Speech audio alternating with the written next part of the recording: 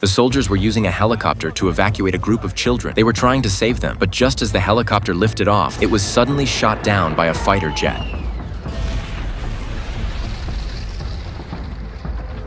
The soldiers were stunned by what they saw. Staring at the bodies and wreckage scattered across the ground, the team was overwhelmed with grief, and the mood instantly turned heavy. Their leader, Clay, couldn't help but reflect on the situation. That's supposed to be us. At the same time, he realized that someone was trying to eliminate them. They were part of a covert unit hired by the US government, specializing in carrying out classified missions. This time, their objective had been simple: assassinate a Bolivian drug lord. The 5-member team had clear roles: Jason, the communications specialist; Tiger, the long-range sniper; Nick, who handled driving and heavy weapons; Will, the explosives expert; and Clay, the tactical specialist and team leader. Once the target was locked, all it usually took was a single laser-guided missile to finish the job. For them, this mission had seemed easy, and the journey had been relaxed until they located the target. Suddenly, a truck full of children appeared at the drug lord's compound. The coordinates had already been reported, catching them completely off guard. They immediately requested to abort the mission, but their superiors ordered them to proceed anyway. Determined to save the children, they sabotaged their own targeting equipment and used the malfunction as an excuse to request a cancellation again. However, a stranger's voice came through the comms. He identified himself as Mark and warned the team not to play any tricks. The fighter jet had already locked onto the coordinates, and the bombing would continue as planned. Unwilling to watch innocent children die, Clay led his team in a desperate push. With only minutes to spare, they stormed the drug lord's compound. Thanks to their skills, they quickly eliminated the traffickers and rescued the children. Clay personally killed the target. Just after they left, 2 missiles struck, destroying the compound. The team headed to the extraction point, but because there were too many people, Clay ordered the helicopter to take the children first. However, not long after takeoff, the helicopter was shot down. It was clear someone wanted them dead. Somehow, they managed to survive. With everything that had happened, Clay became disillusioned. He decided to fake his death, tossing his military ID into the wreckage and effectively becoming a ghost. Later, the US government denied that they had died on a mission, instead classifying their deaths as an accident. Months passed. The team, now hiding out in Bolivia, fell into despair. Clay, in particular, couldn't let go of the deaths of those children and constantly sought an opportunity for revenge. They had planned to earn some money and sneak back into the United States, but their spending habits made saving nearly impossible. Their situation quickly became dire.